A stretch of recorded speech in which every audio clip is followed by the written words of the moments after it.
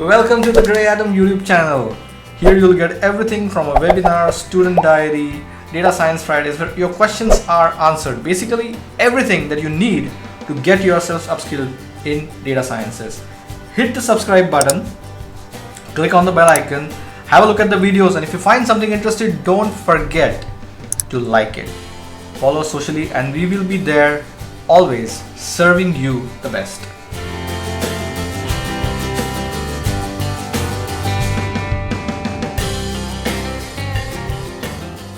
So hi everyone. So my name is Fatos. So I'm based out of London, UK. I work for Microsoft as a data solution architect, and not going to go too much because Shweta already kind of covered that. But I'm just going to go through explaining what classification problems are and what the logistic regression specifically is. I'm going to be talking about the intuition behind logistic regression. Why it is the way it is, kind of the background math behind it, how you kind of implement it, and then we're going to go through a hands-on tutorial using by building a complete end-to-end machine learning pipeline using logistic regression. So from data extraction to data cleansing, data preparation, visualization, so all the exploratory data analysis. And then we're going to be training and fine-tuning the model using a logistic regression model. And then we're going to be serializing that model so we can save that for future use. And then in the last bit of this talk, I'm going to be talking about automated machine learning, just kind of introduction to the automated machine learning space. What are some of the innovations in that space? How can that help us do more effective data science, and just give you like an intro to it. Right, so classification. So in machine learning, as you know, we have two main types of machine learning types. So we have classification, regression. There's also clustering and other types of neural networks and other types of classes. But mainly we see in the industry two types of classification of machine learning classes, which is classification and regression. In classification, we usually predict a target variable, which is a categorical variable, such as in this cases, for instance, where we try to predict cancer, so detecting cancer in human tissue, and the predictor the response variable, or the dependent variable, whichever way you want to call it, is a binary or a multi-class categorical value. In this case, it's predicting if it's cancer or not, or in predicting the eye color using DNA sequencing. So in this case, for instance, we have a multi-class classification problem. Further, on the other side, we have regression. So regression is particularly relevant when we're trying to predict a quantitative value, such as a numerical value. So in the case, for instance, when we try to forecast temperature, temperature obviously is a number. It can range from 1 to or minus something to plus something. So it can be quite a big range. So that's why we use techniques like regression, and this is specifically relating talking about linear regression or multiple linear regression. Or if we want to maybe predict the company's growth for the next quarter by looking at its stock price and trying to predict in advance what the stock price will be, let's say 1 month in advance or 1 quarter in advance. So this is where techniques like linear regression kind of fit in. By the way, guys, if you guys have any questions, feel free to pop them in the chat. And I understand that I'm going to be covering quite a lot of content here, so feel free to just pop them in the chat, and then maybe we can come after this session with the responses. So I'm happy to do that. And we're probably going to have a few minutes towards the end of this talk, chance for you to ask questions. Sure. Was there someone asking something?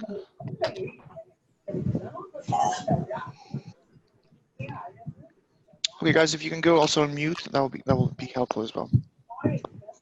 Cool. So just to kind of emphasize and reinforce this regression and how it works. I'm going to take a very, very simple example.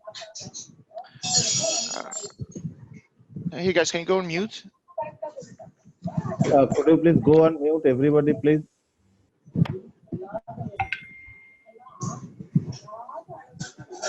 Somebody is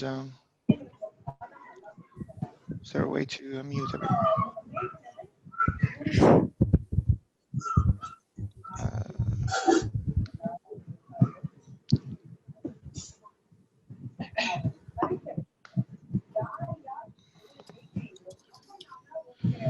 Yeah, I don't know how to mute everyone.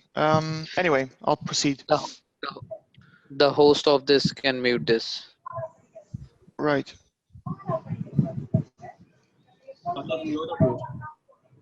Yeah, I just don't see the option to Just make me the everyone. make Maybe Shweta the host again. I think I can.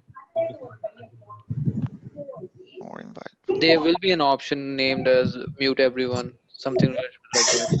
That's what I was hoping to see, but I don't see it, unfortunately.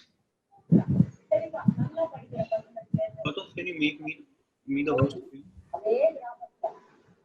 Sorry? Can you make me the host again so I can put everyone on mute? Sure. Let me see. How do I do that? You could see Shweta Doshi on the right hand side of your screen. Remote control. Let's see.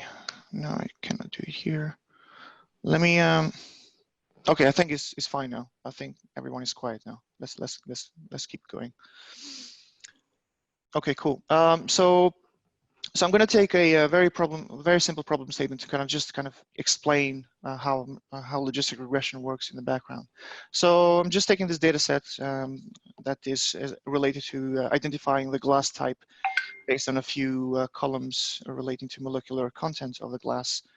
It has about 10 attributes and it has a response value of glass type. So we're trying to predict. So the goal is to predict the glass type, and this is a multi-class prediction problem. So it's a multi-class classification problem. Right, so this is how the data set looks like. So it has about 9 features, and the features are all about the content of aluminium, calcium, silicon, sodium, some of these molecular contents. And then the glass type, as you can see, is basically like a range from 1 to 6 or 7, I believe it was. It's a public data set that you can download from UCI website. I'll show you that.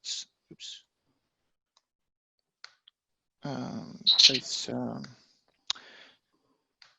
So it will be this data set. So as you can see here, there's all the attribute information and all the different types of glasses that it is. So as you can see, there's like about 7 types, and we're trying to predict the type of glass based on these feature values here. In principle, we can use regression for this. As you can see here, if we then start to plot, for instance, every feature or every independent variable against the dependent variable, let's say the dependent variable, we call it as the recyclability, and this is something that we have extracted from the glass type. We can say, if aluminium content is, we can just kind of try to visualize how it looks like from a binary classification perspective. And we can see that in a binary classification perspective, whenever we're trying to kind of predict the target response variable, usually the values always fall on the 0 or the 1 spectrum. They never fall in between. So you will either have a 0 or a 1 prediction value. You'll never have something in between. And fitting a line, like a regression line through this is really difficult. As you can see here on the right, we've tried to fit a red line to kind of fit the data, but the thing with linear regression is that it does not fit this data very well, and it does not take into account, it actually takes into account values that fall up outside the 0 to 1 range. So it's not going to work for this type of use cases. Hence why we use logistic regression, and I'll explain that in more detail shortly. So predicted values can be mapped. So as we said, in principle, linear regression can be used, and you can define thresholds. Let's say If it's more than 0.5, treat it as 1. If it's less than 0.5, treat it as 0. But again, these values can be, -2, it can be 3, 10, and we don't really want that. And then this is why we kind of ask questions like, what is the significance of the predicted value? What happens when we have more than 2 labels? And this is where linear regression kind of falls over and just cannot deal with those type of data sets. So as you can see here, the linear regression usually can go outside the boundaries of the 0, 0, and 1. So you can see the green box here. It just kind of shows or demonstrates how a typical logistic regression will operate in the area that it will operate in, which is the boundary between 0 and 1. However, linear regression goes further than that. It goes to -infinity and +infinity. So in this case, it will not work. So just to kind of recap, why not regression methods for classification, like linear regression? So regression methods like linear regression are all about kind of predicting quantitative dependent variables from quantitative independent variables. And in classification problems, such as logistic regression, the dependent variable is usually a categorical value. So it's either a 0 or 1, or is as a multi-class of nature. So it can be like, colors, different colors. Binary data, so in terms of in classification, the response value or the dependent variable follows a Bernoulli distribution, whereas in kind of regression type data, the dependent variable follows a normal distribution. So we are dealing with 2 different types of distributions here. That's why regression methods like linear regression does not really work in classification problems. And also using regression methods, the predicted value, as I mentioned, can be for the dependent variable can be less than 0, so you can go to -infinity, or it can be more than 1, so you can go to +infinity. And that does not abide by the rules of probability, which dictates that the values should always be between 0 and 1. And probability often has different shapes in their distributions. So for instance, if you have a data set that's a target variable or a response value or dependent variable that follows a U-shaped distribution. And this is, for instance, where we have extreme values in either the left or the right side of the x-axis. For instance, if you are trying to predict who gets a flu by age. So if age is one of your independent variable and the flu, whether they get a flu or not, is the dependent variable, you will get a U-shaped distribution because it is more likely to get a flu when you're very young, and it's also more likely to get a flu when you're very old, but not so much when you're like in the middle age. So that's why it's like this U-shaped distribution. And fitting a straight line through that is going to be really difficult. It's not going to actually fit the data well. Hence why we use kind of like S-shaped models to fit the data, and that's why logistic regression works in this case. So how does logistic regression work? So very high level, we model the probability of an event occurring depending on the values of the independent variables. We do an estimate, so we estimate the probability that an event occurs. We predict the effect of a series of variables on a binary response variable or a dependent variable, and then we classify these observations by estimating the probability and by putting that classification in either a category or multiple categories. So that's a very, very high level. So we have these 4 different stages: model, estimate, predict, and then classify. If you think about how logistic regression works internally, so because it's based on probability, in probability you always are dealing with odds. So you will always have, first of all, you will have the probability of an event occurring, which is this P of X, and this is always going to be in the range of 0 to 1.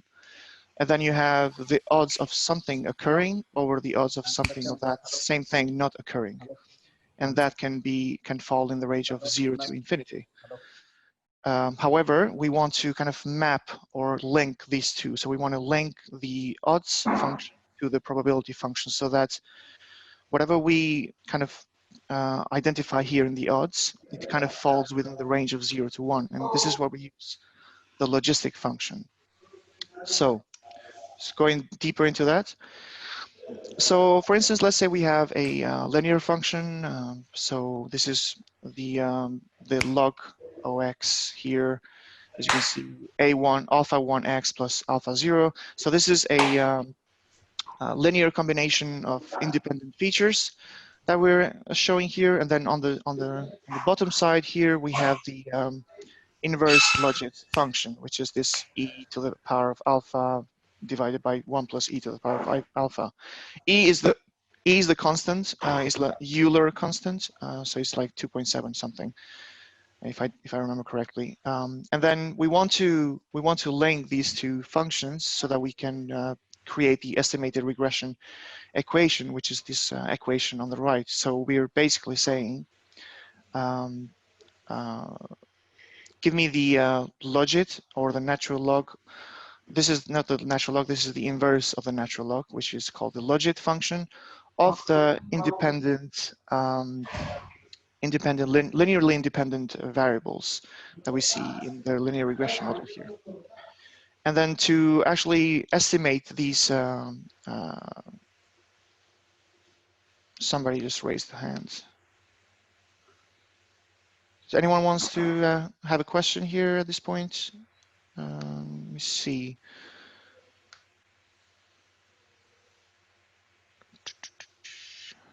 Where's the chat?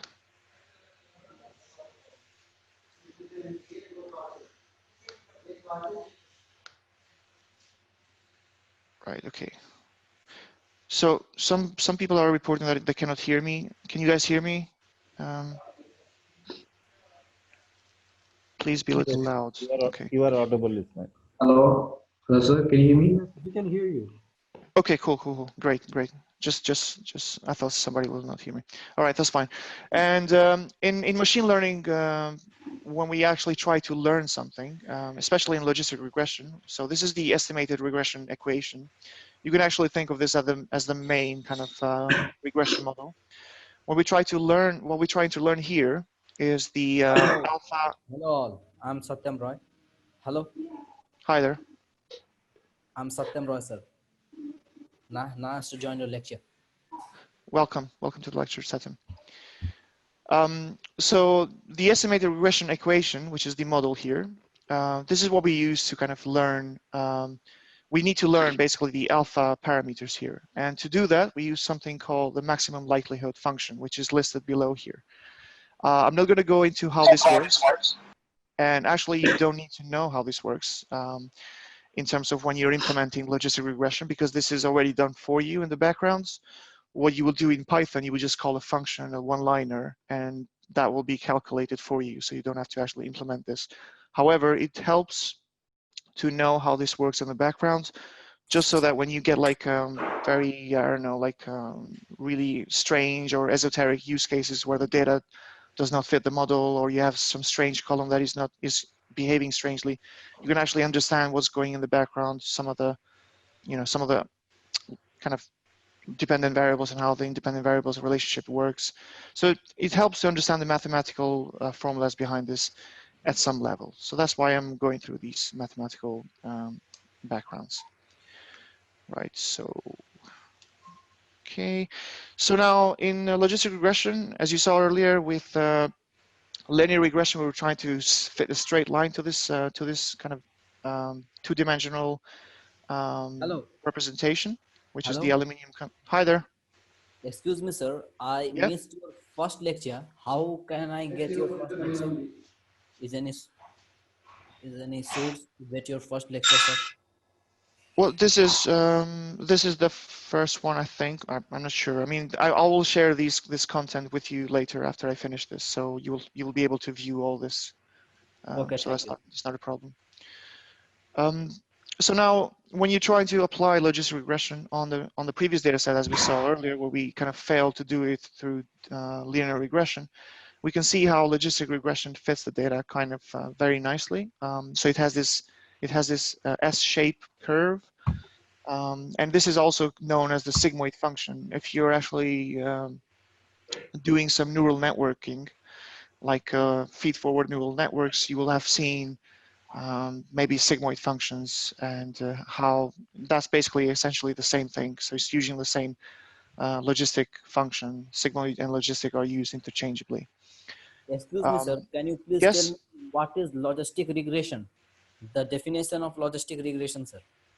Sure, yeah. I mean, logistic regression is a machine learning algorithm used for classification in order to predict a target variable or dependent variable, which is of a binary nature. So it can be a 0 or a 1. So for instance, if you want to detect cancer in tissue, you will have a target variable, which is no cancer or cancer.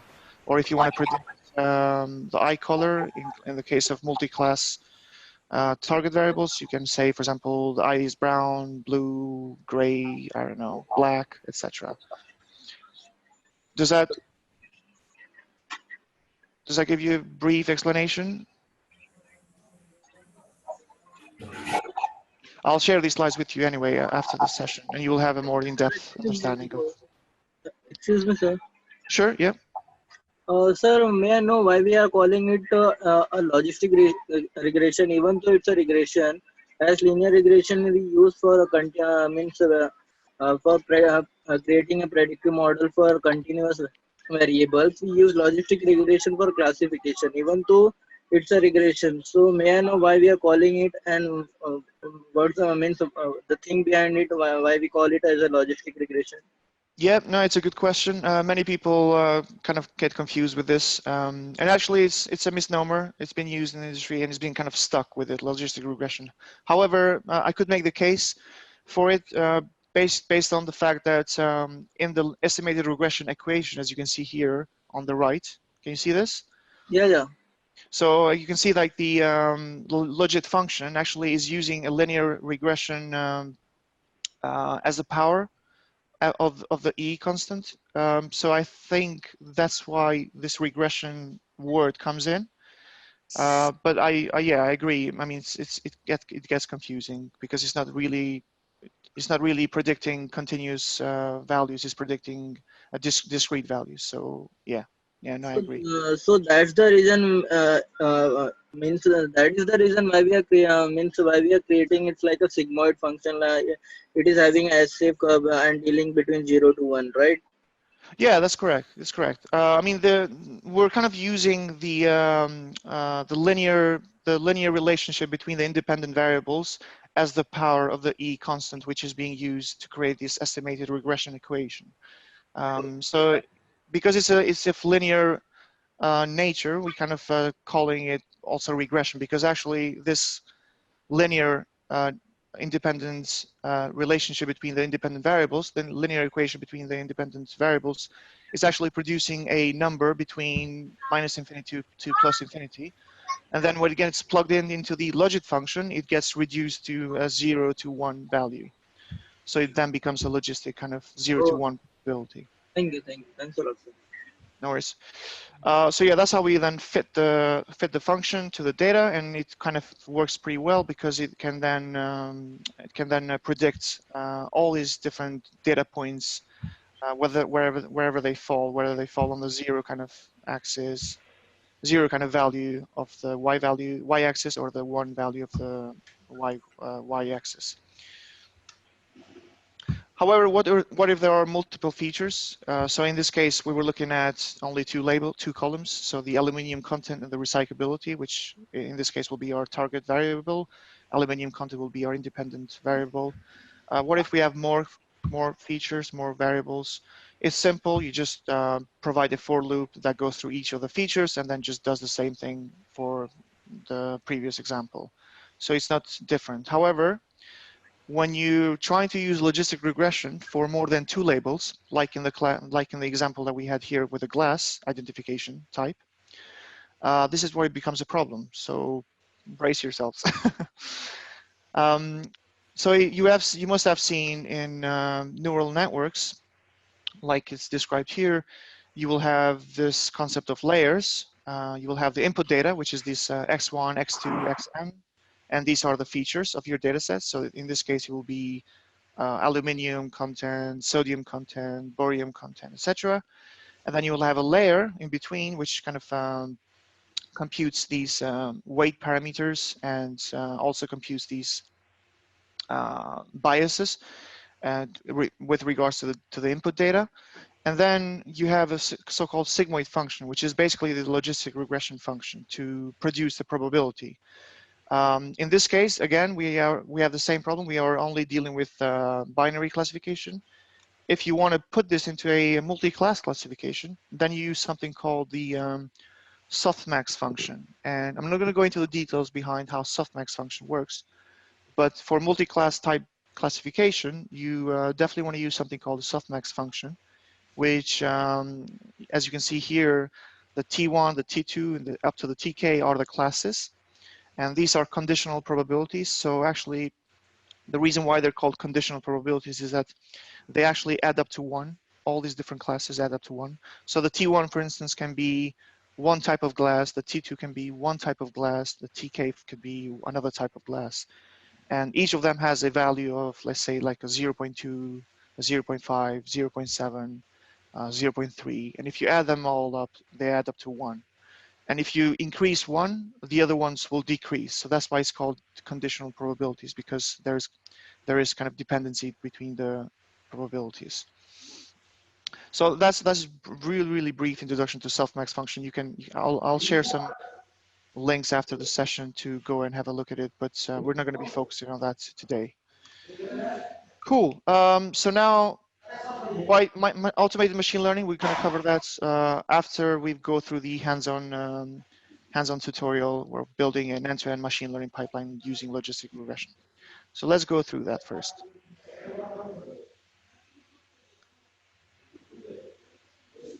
So I'm going to use a Jupyter notebook to do this. And what we're going to do today now for this session is we're going to be showing you how to import libraries, extract data from CSV files, do some data exploration and visualization, prepare the data for the machine learning algorithms, do some data cleansing, handling categorical and numerical values, do some feature scaling, build transformation pipelines using the Scikit-learn pipeline function, train and fine-tune the model. So we're going to look at how to train and evaluate, kind of like split the data set into training set and testing set. Use cross-validation as well. We're going to then finalize the model, and then we're going to show you how to use it to predict on the test set. And then we're going to dump everything in a serialized object so that we can actually use it later. Now, before I move on to this, I'm going to show you what people out there in the industry are using to kind of structure projects like these in terms of managing the data sets, managing the code, managing the notebooks, etc., etc. And there's a really cool Python library called Cookie Cutter. It's called like this, as you can see here. So actually, Cookie Cutter is a Python library. You can actually just install it using pip. So pip installed Cookie Cutter. And then you would point it to this link, HTTPS GitHub driven data Cookie Cutter data science. And what it will do is it will download a data science kind of project folder, which looks like this. It basically has folders like data, where you have the raw, processed, interim, external. So the raw could be your original data. The process could be your, let's say, data that you have like finalized in terms of transforming it and preparing it for the machine learning models. The models folder will store all your trained and serialized models. The notebooks will be where you store all the notebooks. So it gives you a really nice structured way of managing a data science project. And it will generate all this for you. So I've done this myself, and I have a folder like that here on my local PC, where I've stored all my Jupyter notebooks. As you can see here, logistic regression, end-to-end machine learning pipeline. In the source folder, you can put like Python codes, like Python files. For instance, you could put a Python file that can transform the data in some shape or form. Maybe you want to do some feature scaling. Maybe you want to do some I don't know, you want to remove some NA values in the data set before you actually try to analyze it with your machine learning algorithm. So you can do those, you can write those scripts and you can put them and structure them in these folders like that very neatly to kind of keep it nice and tidy. So that's what I've done. And so then I've kind of kicked off Jupyter Notebook from this folder. And now in my Jupyter, I can see that folder as well, if I can go there. So I can see all the folders. 1 minute, Vatos. Nitin, could you please go on mute?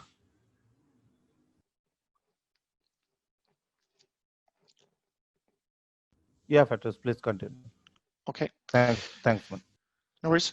Now, so let's open the end-to-end machine learning pipeline and go through a step-by-step kind of tutorial of how to build a complete machine learning algorithm from scratch. So this is for some of you that are new to Python. This is how you kind of import libraries into Python. Basically, you would use a keyword called import, and then you will import each of the libraries or modules into your Python session here. So I've imported a few, like OS, which contains some kind of operating system utility functions, like PWD, dir, and all of that. Pandas is a very nice library. It's actually the de facto library in Python, in the Python world, for data transformation, data preparation. It has some really cool and very easy to use functions to enable you to transform your data sets. Numpy is a not a mathematical library in Python, which gives you like arrays. It gives you mathematical functions that you can inherit from this module, and you can use them in your code. It's quite rich in terms of functions.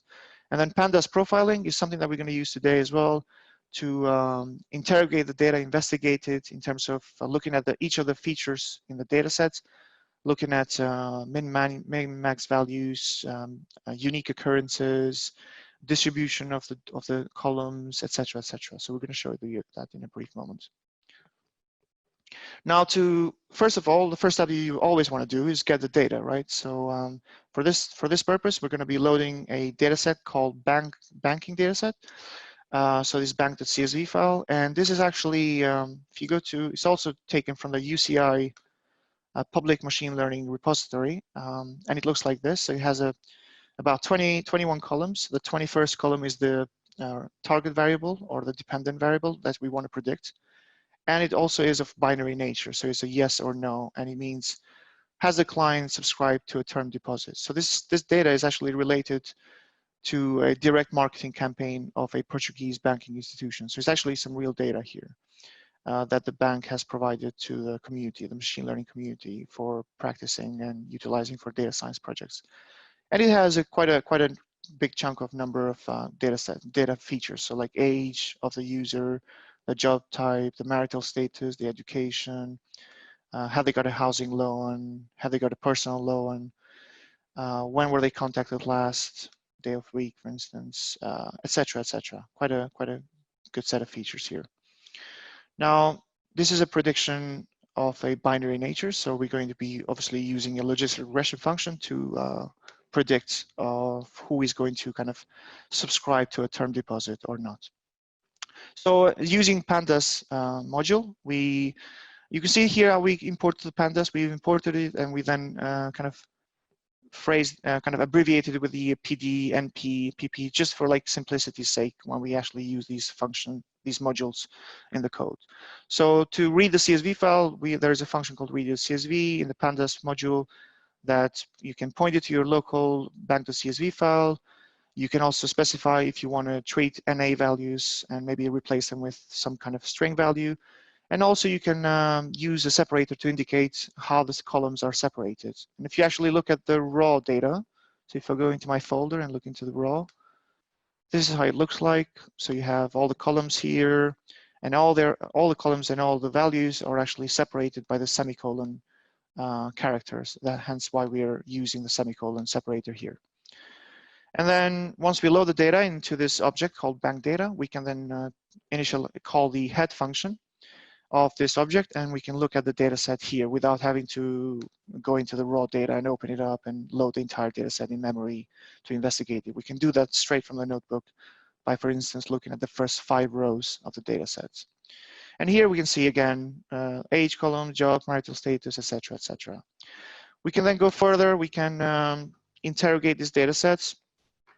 So we can look at the shape of the data set. Like the shape means how many rows are there. So we have about 41,000 rows. How many columns are there? We have 21 columns.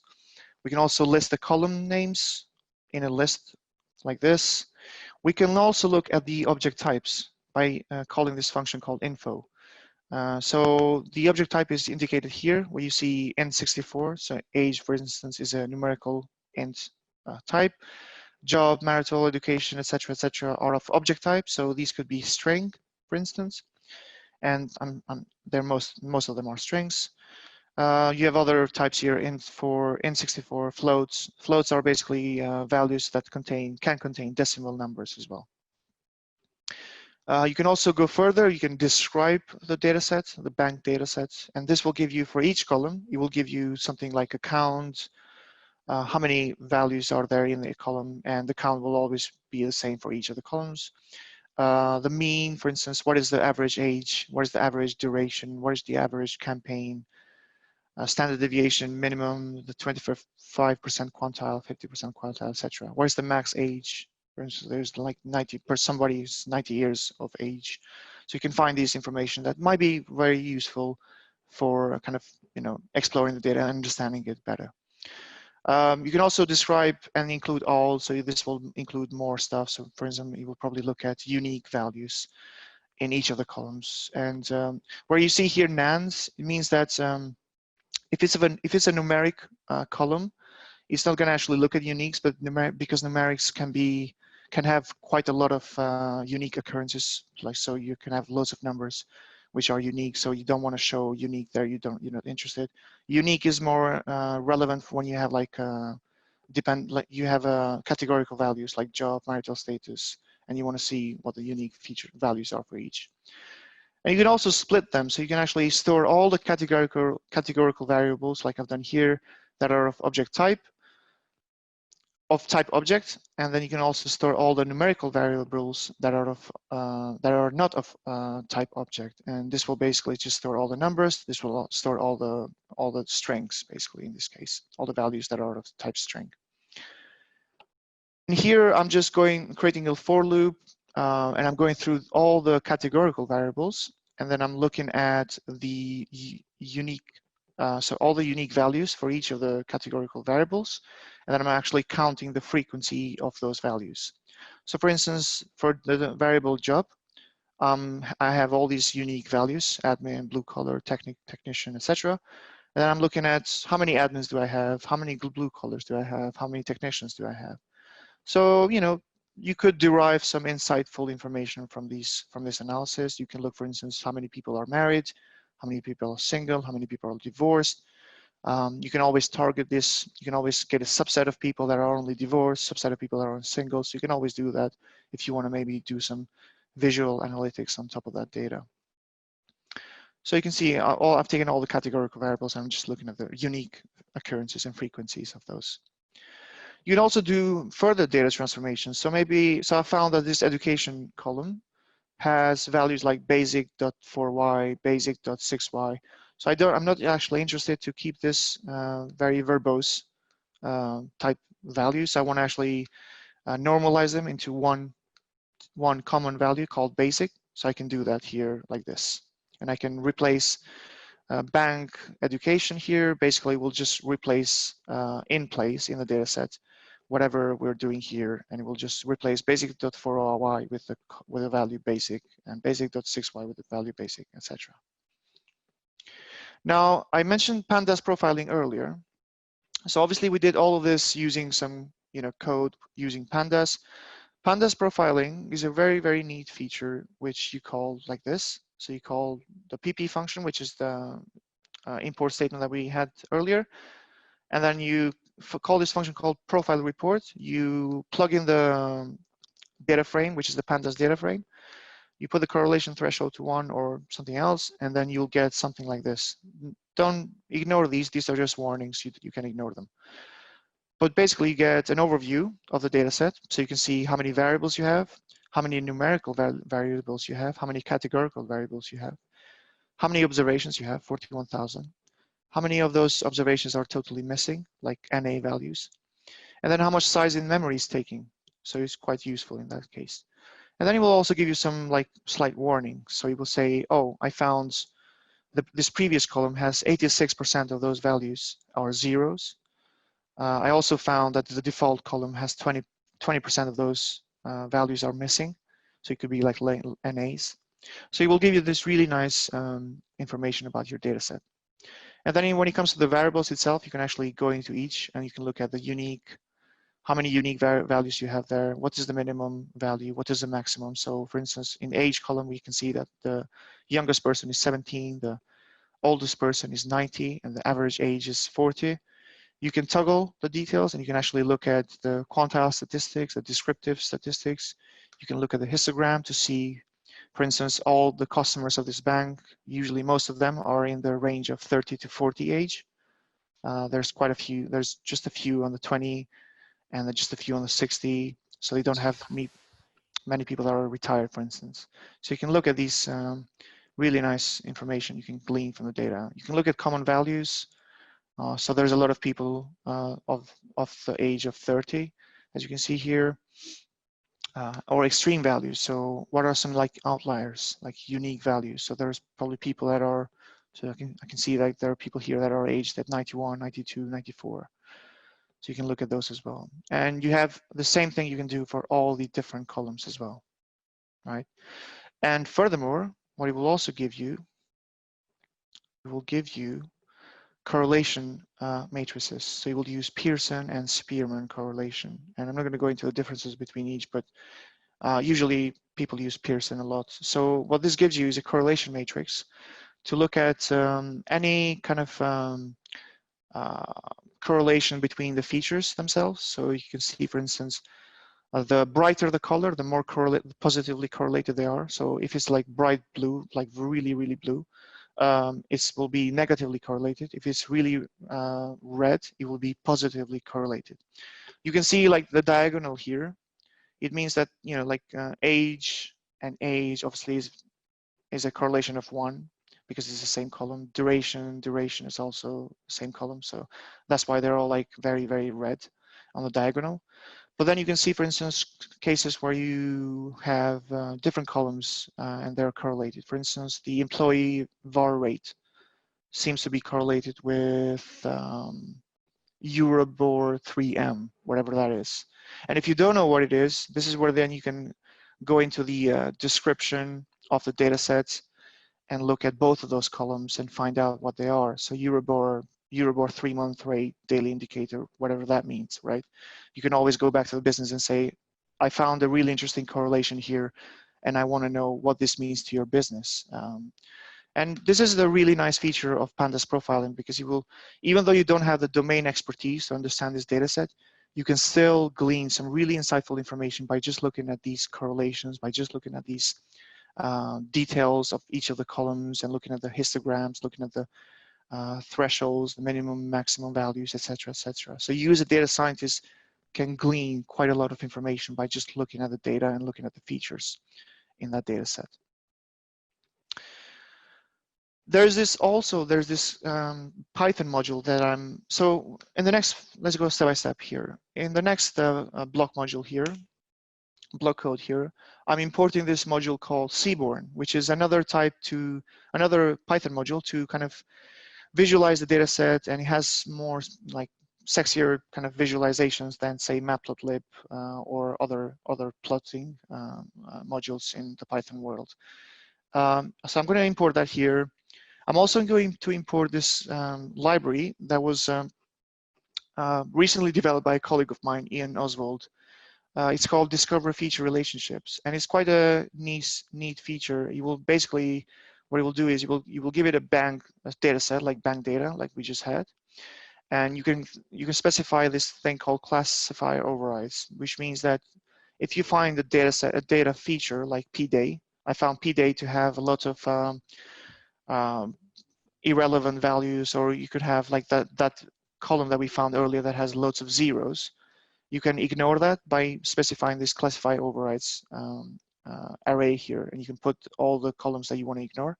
But basically what this will give you is it will give you this really nice, almost like a correlation matrix, if you will. But it will also, what it will do is it will compare each feature against each other feature and how they're correlated linearly. So it will say, how is the age column linearly correlated to campaign? How is the age column linearly correlated to const config IDX, const price IDX, contact, day of week, default, duration, etc., etc., right? So you will do almost like a Cartesian product of the different features with all the other features. It takes quite some time to kind of run, especially if you have like, let's say 2,000 features. It will do like a permutation, so it takes quite some time, but it will give you some really nice, like kind of, you can immediately identify and like features that stand out in terms of how they're linearly correlated.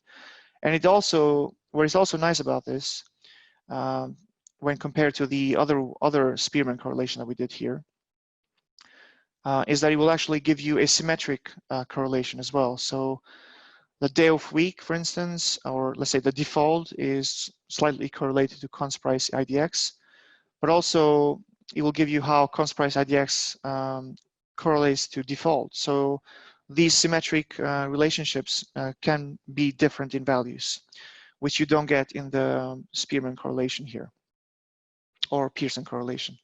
And in this case, he's using also Pearson and Spearman, but also he's also using random forest to actually go through these features one by one and compare each to the rest of the features. So it can take quite some time, but it will basically allow you to reduce, let's say, your target feature set when you're trying to build your logistic regression models, when you're trying to decide which features to use for the input in the logistic regression model. So that's why it's quite useful. Now let's move on to actually building the logistic regression model. So the way we do that is we import this Sklearn library, which is a typical machine learning module in the Python world. It contains various supervised and unsupervised machine learning models like logistic regression, random forest, decision trees, linear regression, some feed-forward neural networks, etc., etc. It has quite a range of and various machine learning models. It also has functions like this one, or modules like this one called train test split, which allows you to call functions like train test split and actually input the data, which in our case is the bank data object. And then you can actually split this data into train and test, which is typically what we do in machine learning when we split the data into training set and the testing set. And here we're specifying and saying that we want the test set to be only 10% of the data. And also you can feed a random seed, like a number here. And this number can be anything. I put 42 here just because that's the answer to the universe. But you could put like 11 or 3 or whatever you want. And this is used internally by this function to kind of randomly split the data, so it's not biased when it actually splits the data into train and test. And then here, what we're doing is we're looking at both of those features. So we've stored the data in the train set variable. We store the data in the test set variable.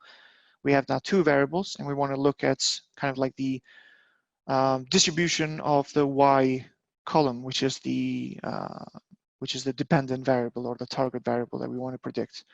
So we want to look at how many rows are there for the no.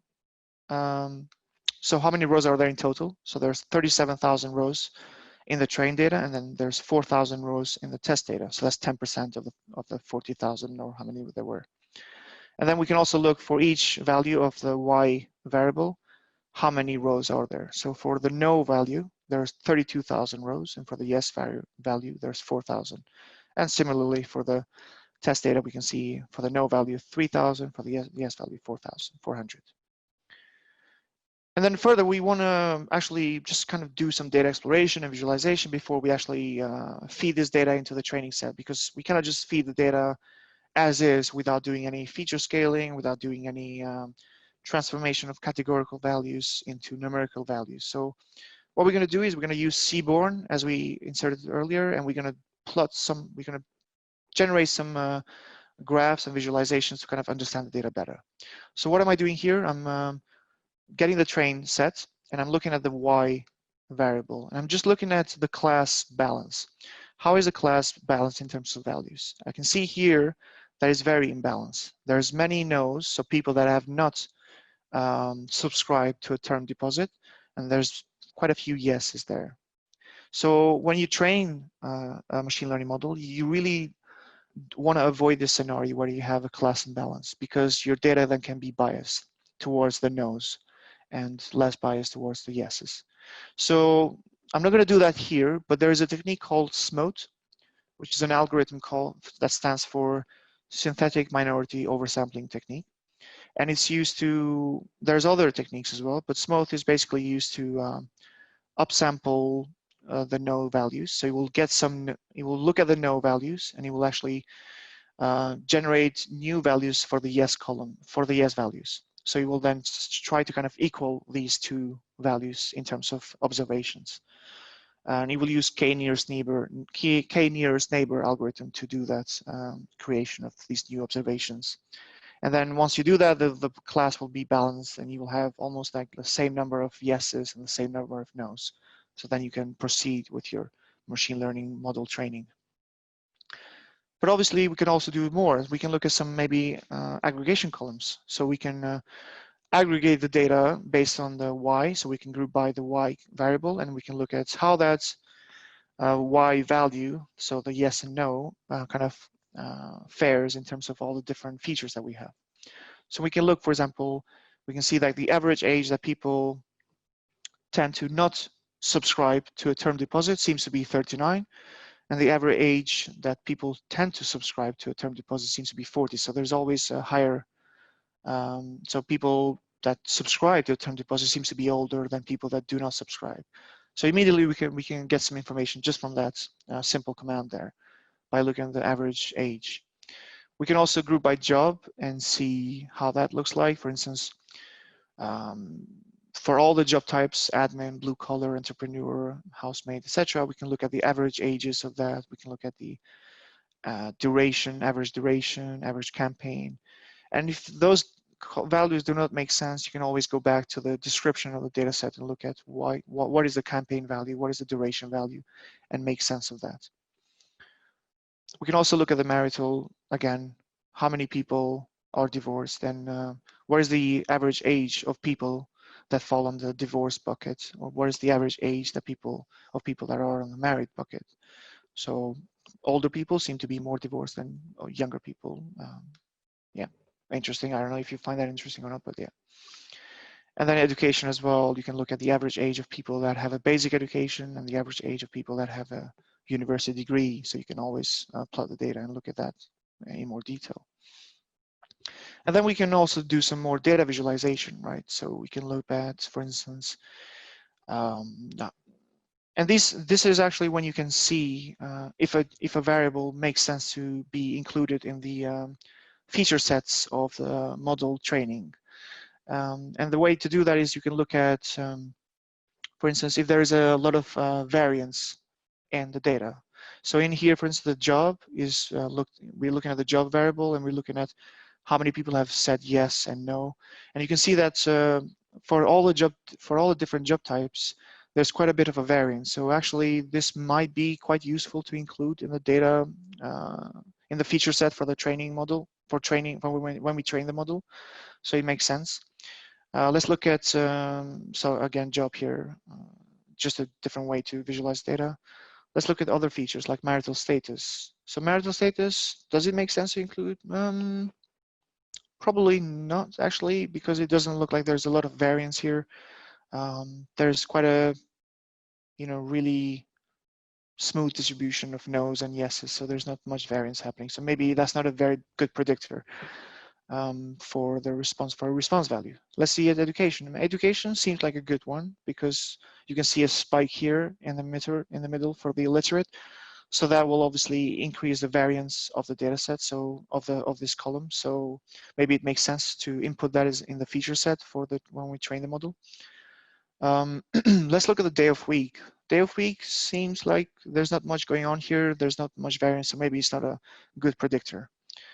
Oh yeah, months. Month is a very good predictor. Obviously, you can see the variance here. There's quite a lot of things going on here. and that will probably be really interesting to plug in the data set, in the machine learning model training. Also, the P outcome also is a good one as well. Age, we can look at the histogram. So we can also develop these histograms. You don't have to do this again because we already did that with Pandas Profiling. And that's what Pandas Profiling is really neat and nice to do. It avoids you having to do this manually for every different column, all these codes. So for every different column, you have to plot these histograms, and that becomes very verbose and it looks ugly in your code. And you don't want to do that. You can always just use Panda Profiling, and it will generate that profile that we saw earlier. And actually, you can take that and you can actually export that into an HTML file, and actually you can show that to your business. For instance, you can walk your business stakeholders through that report if you wanted to. So I wouldn't recommend you go through these box plots and generate them manually. You can just use Pandas Profiling to do that for you. And obviously, again, Pandas Profiling also gives you the ability to calculate the correlation matrices, so you don't have to use the core function, which in the background is also using Spearman or Pearson, whichever it's using. And you don't have to use Seaborn to create a heat map of the correlation matrix, because we already did that with Pandas Profiling. So again, Pandas Profiling, you can see how useful that library is, where you don't have to write all this code to generate these very useful kind of visualizations and plots. And then also, when you're looking at features that are highly correlated towards each other, like this Euroborn 3M, and number employed, we find that this is very linearly correlated.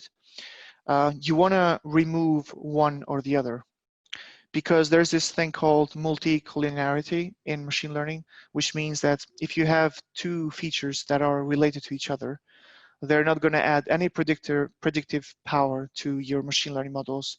And in fact, in some cases, they sometimes reduce the predictive power of your overall machine learning model. So it's always good to find these features that are linearly correlated towards each other and remove one of them, because they don't add any kind of any predictive power.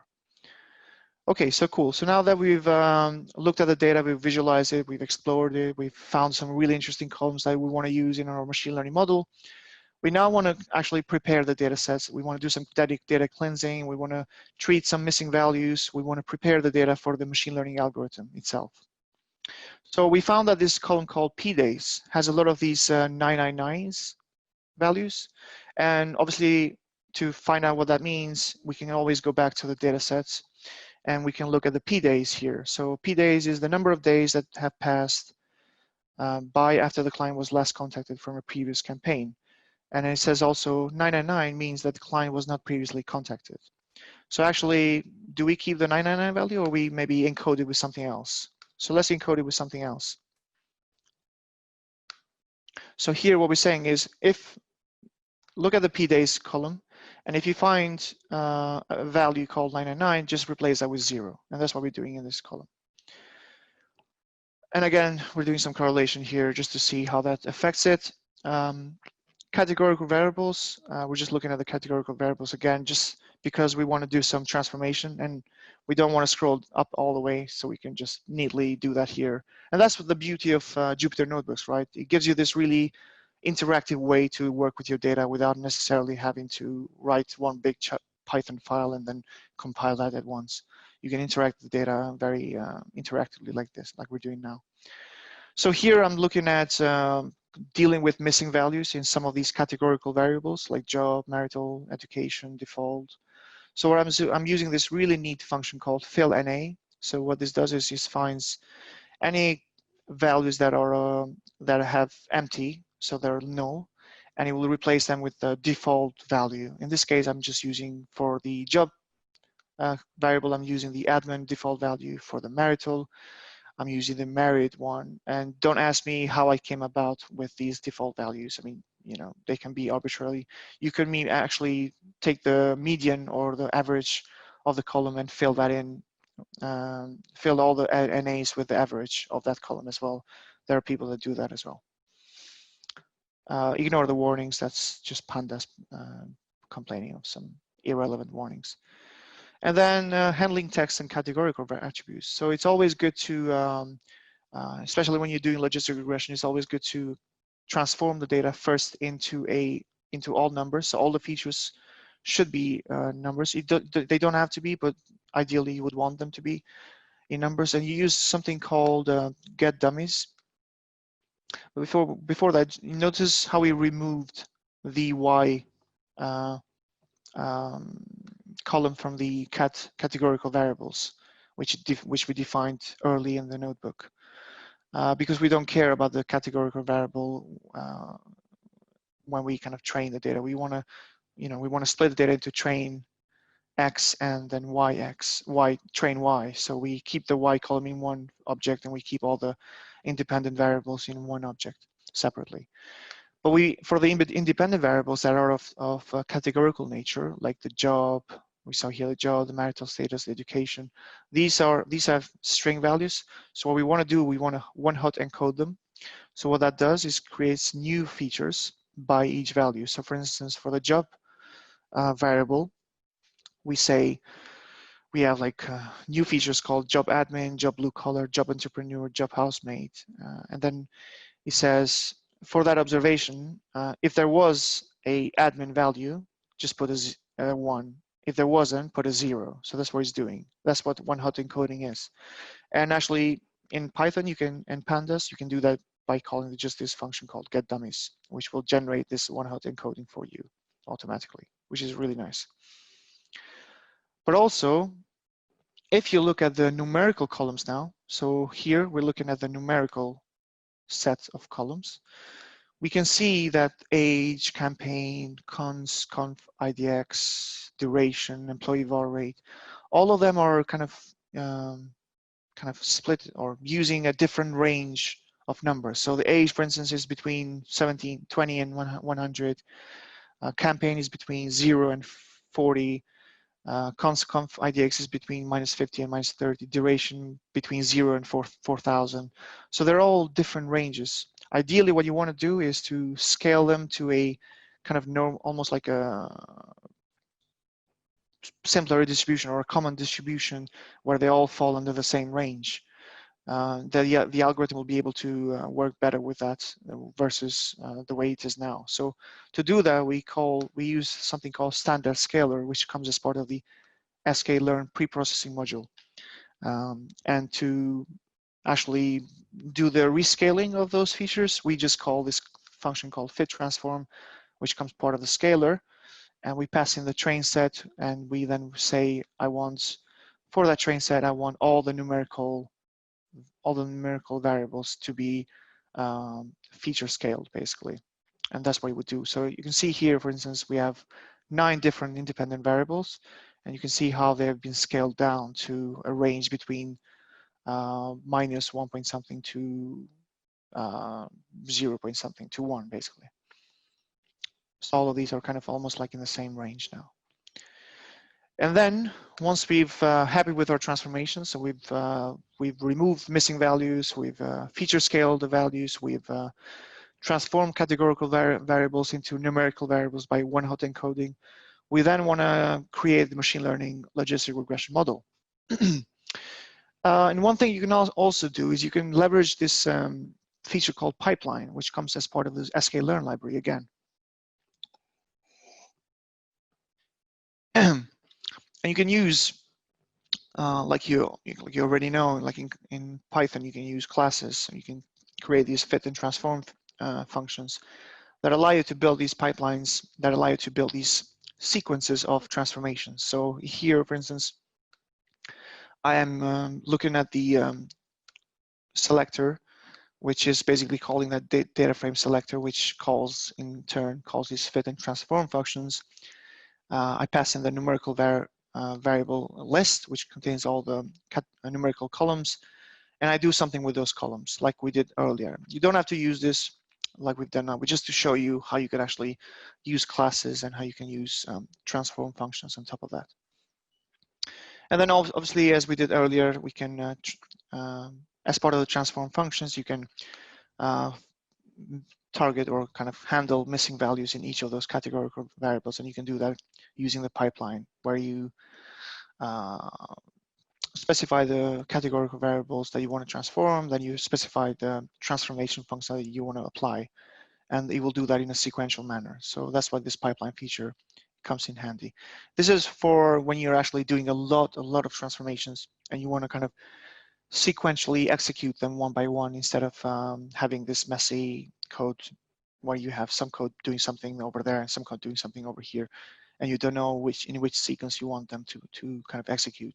The pipeline feature does that for you and enables that to kind of sanity check your sequence and execute them in a sequential manner. So that's what doing there, and then we kind of finalizing the data set. So we're bringing now everything together, all the numerical columns and all the categorical columns that have been transformed into numerical columns. So you can see here, we have the age, the duration, the campaign. All of these have been rescaled, as you can see, to a very nice range between -1 and 1. And then you can see all the categorical columns have how they've been one-hot encoded, and you can see how they've generated all these columns with a 0 and 1 indicators, which indicate if there was a presence for that value or not in the specific observation.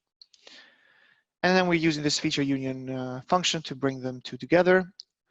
Also, we're also bringing back the Y value, the Y predictor values, because we need that when we train the data. So we are creating X train and the Y train using this feature union. And then we're just looking at the data now that we've added the Y column as well. And the Y column is somewhere there, we're just not showing here because there are so many columns. And then we're calling the training of the logistic regression function. So this is how we call the logistic regression function. And the logistic regression function is using this thing called RFE, which is basically a technique to reduce the number of features by looking at how what the predictive power of that feature is. So it will look at the attribute importance of each of the features, and it will reduce the number of features that it will actually use when you want to train the algorithm. So here, RFE does support, converted to a list, displays the list of features that are going to be used when we train the model, because it found that these features are have the highest attribute importance in terms of predicting the target variable, which is in this case the Y column.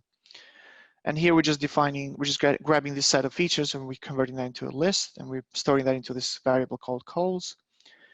And then we want to take a subset, so we only want to get the subset of data that includes only these features. And that's how we're looking at the X-train data set, which contains everything. And we're saying, actually, give me only the columns that fall under this list here. And we're storing that data set now with all these columns here in this object called X-train new. And this is what we're going to use when we train the model. And to train the model, we call this logreg.fit. And we pass in the X-train new and the Y-train, which just includes the Y target variable. At this case here, at this point, we have actually created the model, right? And it will use some kind of hyperparameters like the C here.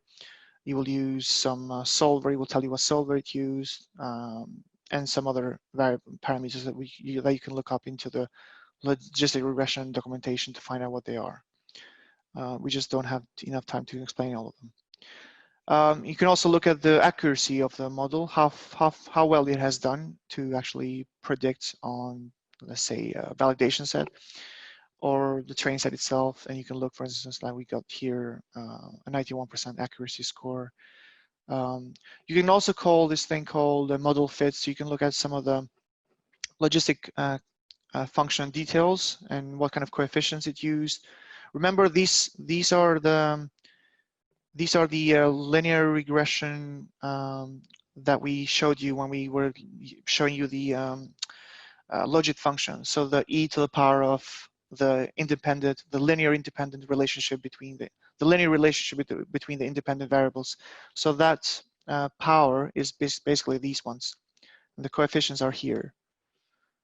And the p-values, this is where you want to focus on. The p-values that contain anything that is below 0.05, it's of high predictive power. So you want to focus only on those. So all of these 0.000 means that this is actually very important. For instance, this one 0.1 means that actually this variable here, job self-employed, is not that important. Or 0.7, we can drop that as well, housing yes, because it doesn't predict anything. Or loan yes, also we can drop. So what I've done is I've looked at all of these, and then I've also, so I said remove columns where the column has a p-value of larger than 0.5, and I've removed all these columns that have a value of larger than 0.5, and I've created another target variable list, and then I'm retraining the model just using that, but I didn't get too much of a improvement in their accuracy score anyway, so it just got me almost the same. And you can see how I then print it again, and I can see, for instance, everything is now predictive, has a high predictive power in terms of all these different features that I've used. And then next, what you want to do is you want to look at the confusion matrix. And now the confusion matrix is basically this. This is how you calculate it. And this is quite useful when you want to see how well your algorithm has done in terms of predicting the yeses and the nos. And here you can see that I've predicted, so 32,000 and 1,000 is basically, 1,700 is basically all the correctly predicted yeses, and the two correctly predicted values, and the 2,400 and 800 is the correctly predictive negative values. And then you can look at the true negative rate and the true positive rate, how they fare, the accuracy, which is basically looking at both of those, and then calculating the AUC score. And then you can see basically the F1 score, which is kind of like the measure that combines both precision and recall. That's what you want to focus on, the F1 score.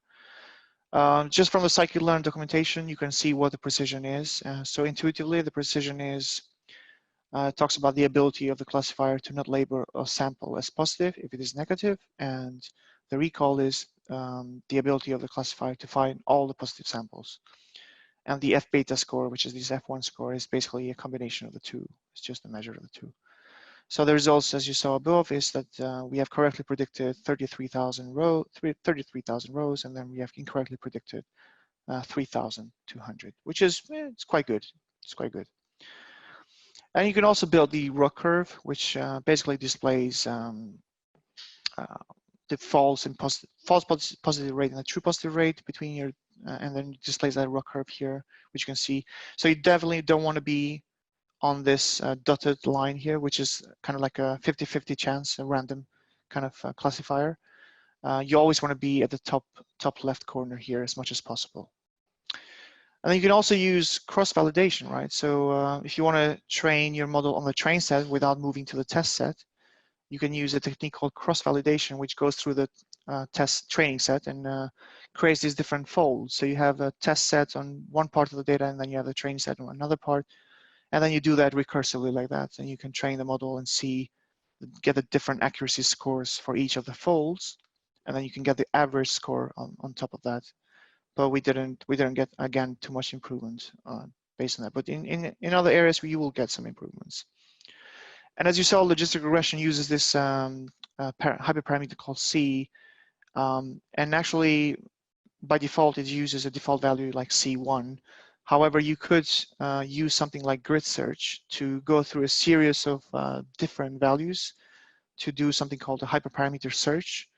And you can use this grid search technique to go through those values and then optimally find what is the best C to use. And that's what the grid search will do for you. It will go through all of them and it will find the best, say, penalty and best C to use for the logistic regression model. And then once you're happy with your training model and your accuracy, you can then take the test data.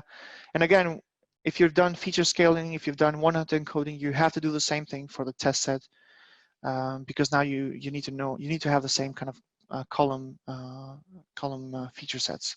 So again, here what I've done is I've done all the standard scalar, the feature scaling, the one-hot encoding using the p-dummies, etc., and then I've created the x-test and y-test, and then I'm testing the algorithm on the test set, and then I'm getting a confusion matrix, and I'm also getting a accuracy score of 0.91 as well.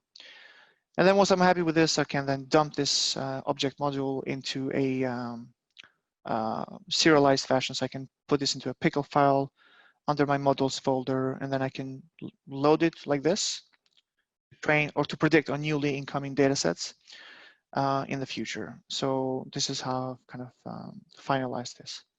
So conscious of time, I'm going to now briefly jump in to talk about automated machine learning, just to give you an overview of what automated machine learning is all about. Obviously, you saw how machine learning can be really complex, especially when you're dealing with different types of classes like classification, regression, clustering, dimensionality reduction. You have all these ways of looking at the data, all these techniques, and you sometimes kind of, depending on the variable, independent variables, depending on the dependent variable, depending on the nature of the dependent variable, whether it's binary or multi-class, you can go all kinds of ways. And typically data scientists spend a lot of time going through these loops and going through these kind of decision trees, if you will, to understand, to make the best decision in terms of what model to use, whether they should use decision trees, random forests, or machine or logistic regression, or whether they should use the C parameter with a value 1 or 2 or 10 or whatever. So they go through these iterations quite a lot. So typically, for instance, let's say this energy forecasting use case, you will have notebooks like this. When you have a notebook for data preparation, you have a notebook that does some linear regression, some notebook that trains a ridge regression model, a notebook that trains a multi-layer perceptron neural network, a model that trains a decision tree. So you're trying to train multiple models to see which model fares best. However, this is very problematic. So what if you could do this automatically? And there's lots of modules out there that allows you to do that. So let's take this example of predicting how much a car is worth. So when you're thinking about this problem, for instance, you're thinking about which features to use in the data set that you're given, which algorithm to use, whether that's logistic regression, with which parameters as well, and also random forests or decision trees, etc., etc. So you have quite a large number of decisions to be made, depending on the feature, depending on the algorithms, and depending on the parameters within those algorithms. So say, for instance, we're using these different features.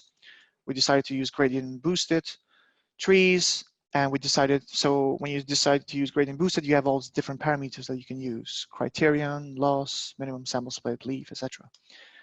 And these can be, you can use different values for each of these. So now that you've decided to use this, maybe you got a 30% accuracy in your model. Now you want to iterate, right? So you want to use different features, and maybe you want to use now nearest neighbor.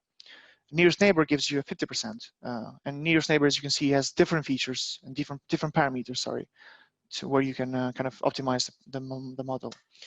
And all of that. So in iterations like these, you go through all these different algorithms, and then in the end, you find this model that performs 95% accuracy. But to get to this point, you've spent probably days or maybe even weeks.